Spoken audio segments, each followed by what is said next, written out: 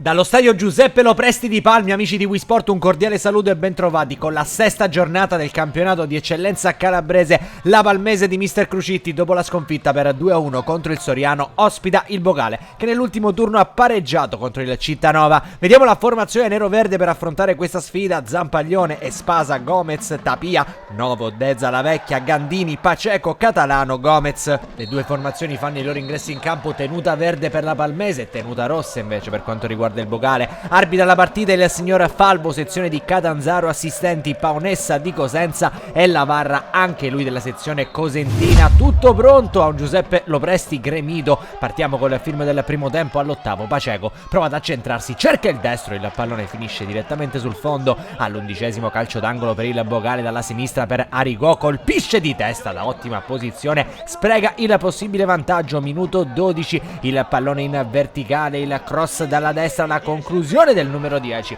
che mastica direttamente sul fondo. Minuto 24, Palmese che cerca il vantaggio con la conclusione di Catalano dal limite, il pallone non inquadra lo specchio della porta. Minuto 26, Dezza a destra mette il pallone in mezzo, allontanato dal portiere sui piedi di Paceco che calcia trovando la respinta da parte di Arigò. Minuto 29, Gandini cerca per via orizzontali La Vecchia, la stoppa, conclude col mancino, il pallone anche in questo caso non trova lo specchio. Minuto 35, cross di Catalano allontanato da Barnoschi sui piedi di Gandini di prima intenzione. La mira è da rivedere in casa Palmese, tante le occasioni create dalla formazione di Mister Crucitti anche al 39esimo, quando Paceco alza la mira su assist di Gandini. Minuto 41, solito Paceco, solito movimento da sinistra, se la porta sul destro, il portiere riesce ad alzarla in calcio d'angolo. Rivediamo a rallenti la conclusione e l'intervento da parte di Giovanni Mileto. Siamo al 44esimo, arriva una combinazione offensiva da parte del Bocale, la conclusione però si perde al lato. Fine primo tempo al Giuseppe Lopresti di Palmi,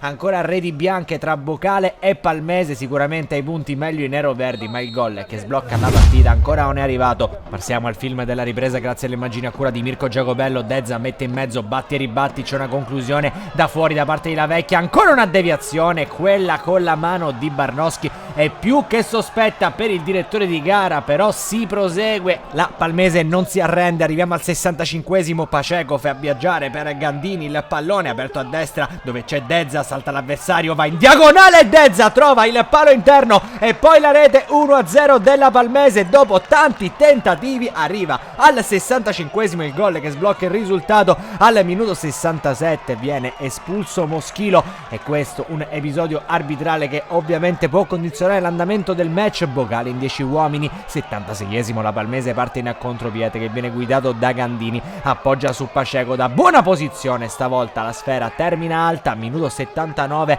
è il momento di Geda al posto di Gomez. Minuto 83, attenzione perché Gomez abbatte così l'avversario e viene espulso, viene ristabilita la parità numerica sul terreno di gioco. All'85esimo entra Pititto, fuori Paceco, non c'è più tempo, torna alla vittoria alla Palmese, lo fa piegando per 1-0 il Bocale, decide il gol al 65esimo di Dezza. Amici di Wisport è tutto allora, un cordiale saluto e come sempre alla prossima.